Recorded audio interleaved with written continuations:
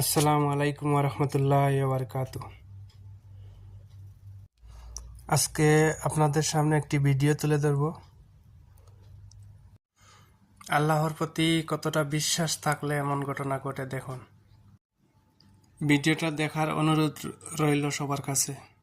একজন লিবিয়ান যুবক, নাম তার আমির, সৌদি আরব যাচ্ছিল হজ করার জন্য। যেইমাত্র সে এয়ারপোর্টে পৌঁছালো, তার নাম দিয়ে নিরাপত্তা সংক্রান্ত একটি সমস্যা দেখা দিল। নিরাপত্তা বাহিনীর লোকেরা তাকে বলল, একটু অপেক্ষা করো, আমরা চেষ্টা করছি সমস্যাটা সমাধান করতে। এই সময় অন্য সব হাজিরা তাদের প্রক্রিয়া শেষ করে প্লেনে উঠে পড়ল, আর প্লেনের দরজা বন্ধ হয়ে গেল। কিছুক্ষণ পর সমস্যা ঠিক হয়, কিন্তু পাইলট দরজা খুলতে রাজি হল না। প্লেন চলতে শুরু করলো এবং আমিরকে ফেলে রেখে উড়ে গেল। অফিসার তাকে সান্ত্বনা দিয়ে বলল, মন খারাপ করো না, হয়তো এটা তোমার ভাগ্যেই ছিল না। কিন্তু আমিরের জন্য ছিল অটল বিশ্বাস। সে উত্তর দিল, আমার নিয়ত হজের, ইনশাআল্লাহ আমি যাবই। হঠাৎ খবর এলো প্লেনটিতে যান্ত্রিক সমস্যা হয়েছে, সেটি ফিরে আসছে। প্লেনটা ফিরে এলো, মেরামত করা হলো, কিন্তু তাও পাইলট আমিরের জন্য দরজা খুলতে রাজি হলো না।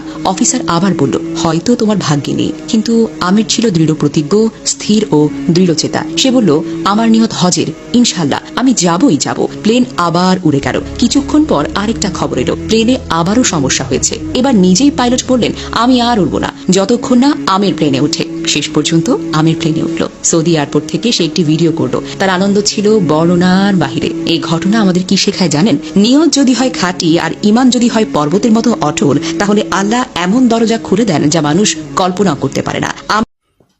আশা করছি সবার কাছে ভিডিওটা ভালো লাগছে। আল্লাহর প্রতি বিশ্বাস রাখতে হবে সবারই। ইনশাআল্লাহ আল্লাহ চাইলে সবকিছু করতে পারেন, উনি মহান।